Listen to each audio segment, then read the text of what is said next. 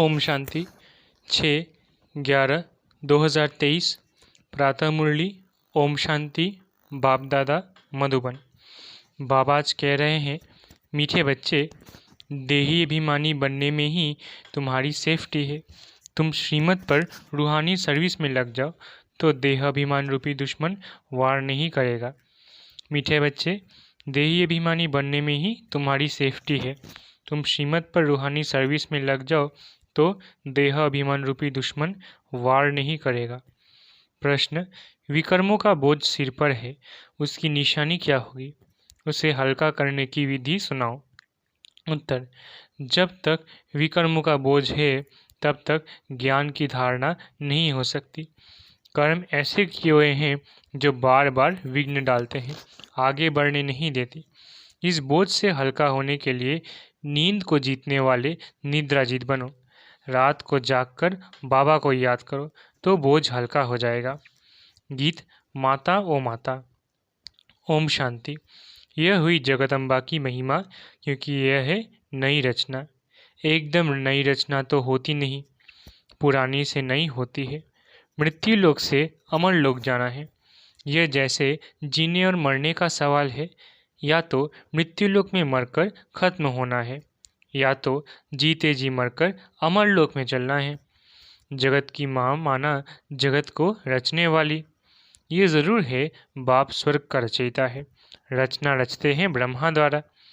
बाप कहते हैं, मैं सूर्यवंशी चंद्रवंशी राजधानी स्थापन करता हूँ। आना है संगम पर।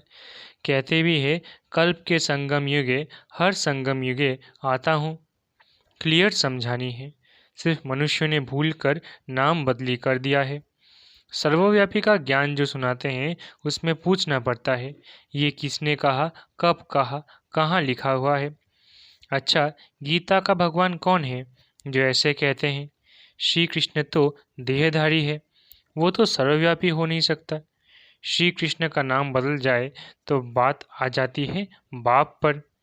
बाप को तो वर्षा देना है। कहते हैं, मैं राजयोग सिखाता हूँ सूर्यवंशी चंद्रवंशी का वर्षा देने। नहीं तो 21 जन्म का वर्षा उन्हें किसने दिया? लिखा भी हुआ है, ब्रह्मा मुख से ब्राह्मण रचे। फिर ब्राह्मणों को बैठ नॉलेज सुनाते हैं सृष्टि के आदि मध्य अंत की। तो जो नॉलेज देने वाला है वो ज़रूर चित्र भी बनाएंगे समझाने लिए।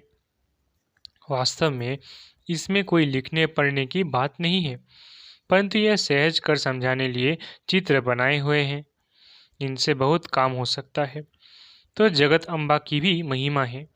शिव शक्ति भी कहा जाता है। शक्ति किससे मिलती है? वर्ल्ड ऑलमाइटी बाप से। वर्ल्ड ऑलमाइटी ऑथोरिटी, ये अक्षर भी महिमा में देना पड़े। ऑथोरिटी माना जो भी शास्त्रों आदि की नॉलेज है वो सब जानते हैं। ऑथोरिटी है समझाने की। ब्रह्मा के हाथ में शास्त्र भी दिखाते हैं और कहते हैं, ब्रह्मा मुख कमल द्वारा सभी वेदों शास्त्रों का राज समझाते हैं। तो ऑथोरिटी हुई ना। तुम बच्चों को सभी वेदों शास्त्रों का राज समझाते हैं। दुनिया नहीं जानती कि धर्मशास्त्र किसको कहा जाता है। कहा भी जाता है 4 धर्म, उनमें भी एक धर्म है मुख्य, ये है फाउंडेशन। बेनियन ट्री का मिसाल भी दिया हुआ है। इनका फाउंडेशन सड़ गया है, बाकी टाल टालियाँ खड़ी है, ये मिसाल है। दुनिया में झाड़ तो बहुत है, सत्युग में भी झाड़ तो होंगे ना। कर के जंगल नहीं बगीचे होंगे। काम की चीज़ों लिए जंगल भी होंगे। लकड़ा आदि तो चाहिए ना। जंगल में भी पशु पंछी बहुत रहते हैं, परंतु वहाँ सब चीज़ें अच्छी फलदायक होती है। पशु पंछी भी शोभा है, परंतु गंध करने वाले नहीं होंगे। ये पशु पंछी ब्यूटी तो चाहिए ना। सृष्टि ही सत्व प्रधान है, जो सब चीज़ें सत्व प्रधान होती है। 22 फीट तो क्या, पहली मुख्य बात बाप से वर्षा लेना है। चित्र बनते रहते हैं, उनमें भी लिखना है, ब्रह्मा द्वारा स्थापना, विष्णु द्वारा पालना। ये अक्षर मनुष्य समझते नहीं, इसलिए विष्णु के 2 रूप लक्ष्मी नारायण हैं पालना करने वाले। ये तो समझते हैं, कोटों में कोई ही समझेंगे। फिर ये लिखा है, आश्चर्यवत सुनंती कथंती, नंबरवार पुरुषार्थ अनुसार अपना पद प्राप्त करते हैं। कहाँ ना कहाँ ये बातें लिखी हुई है।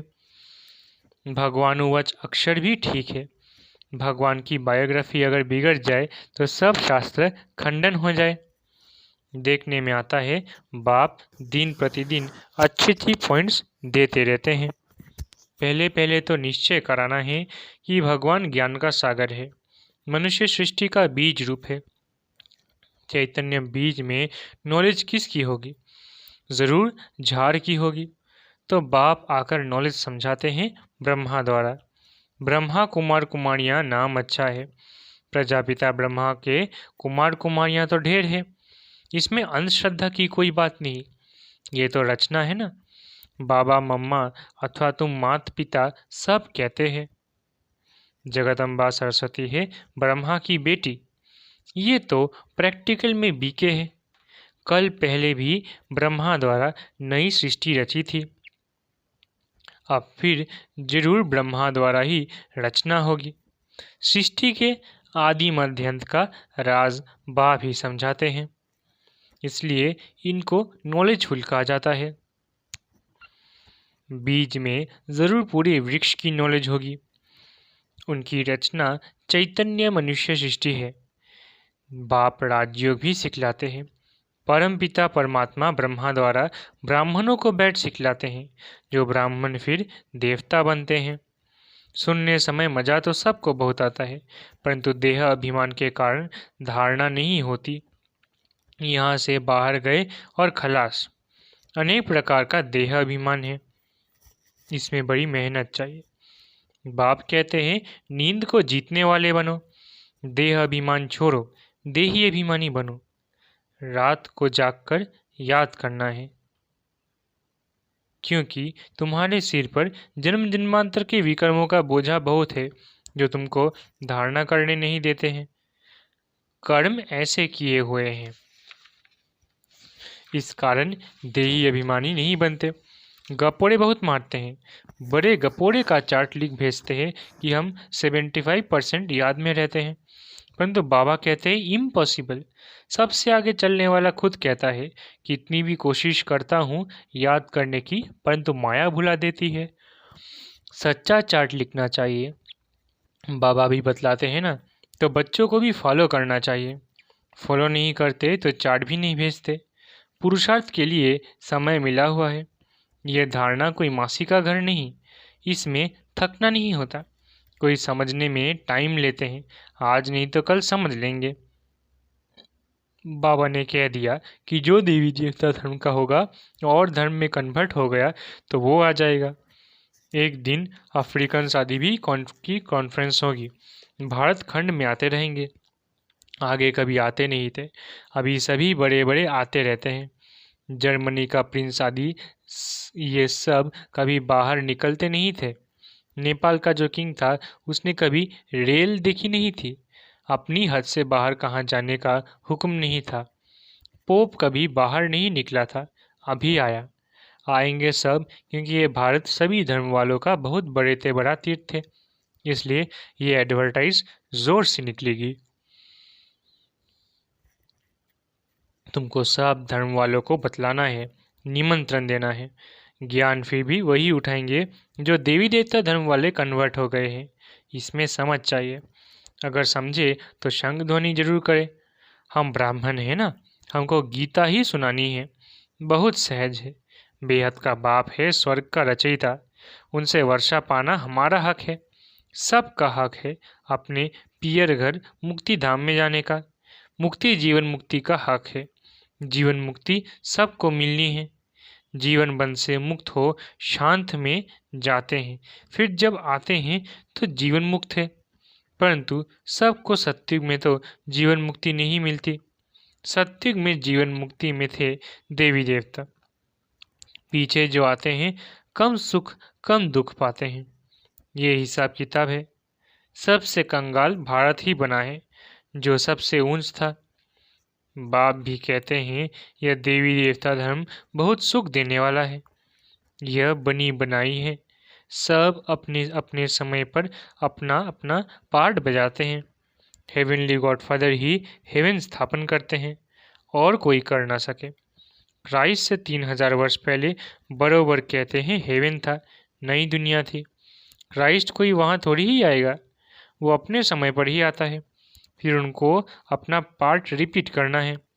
ये सब बुद्धि में बैठे तो श्रीमत पर चले। सबकी बुद्धि एक जैसे नहीं है, श्रीमत पर चलने की हिम्मत चाहिए।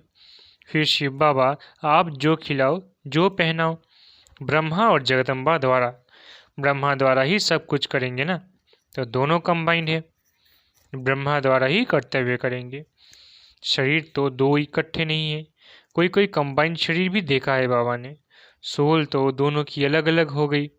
जिसमें बाबा प्रवेश करते हैं वो है नॉलेजफुल, तो नॉलेज किस द्वारा दे?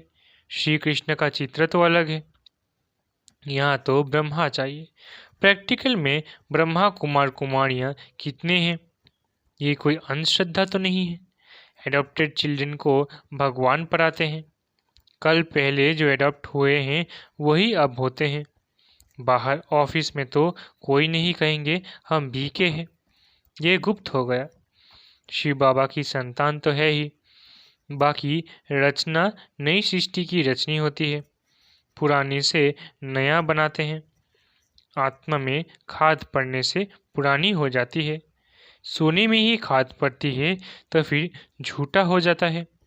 आत्मा झूठी होती है तो शरीर भी झूठा हो जाता है। फिर सच्चा कैसे हो? झूठी चीज़ को आग में डालते हैं पवित्र करने के लिए, तो कितना बड़ा विनाश होता है। ये त्योहार आदि सब भारत के हैं, ये किसके और कब है कोई नहीं जानते। नॉलेज बहुत कम उठा सकते हैं। पिछाड़ी में करके राजा ही मिली, उससे क्या, बहुत थोड़ा सुख हुआ ना। दुख तो आहिस्ते आहिस्ते शुरू हो जाता है, इसलिए अचिरते पुरुषार्थ करना है। कितने नए बच्चे तीखे हो गए हैं, पुराने अटेंशन नहीं देते। देह अभिमान बहुत है, सर्विस करने वाला ही दिल पर चलेगा। कहा जाता है ना, अंदर एक बाहर दूसरा। बाबा अंदर से प्यार अच्छे अच्छे बच्चों को करेंगे। कोई बाहर से अच्छे अंदर से खराब होते हैं, कोई सर्विस नहीं करते, अंधों की लाठी नहीं बनते। अभी मरने जीने का सवाल है। अमरपुरी में ऊंच पद पाना है।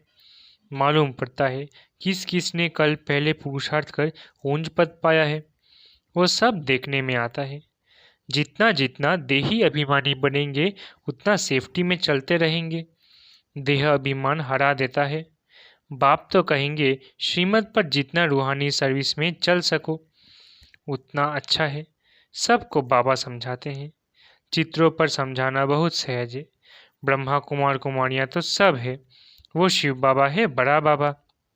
फिर नई सृष्टि रचते हैं, गाते भी है मनुष्य से देवता। सिख धर्म वाले भी उस भगवान की महिमा करते हैं। गुरु नानक के अक्षर बहुत अच्छे हैं।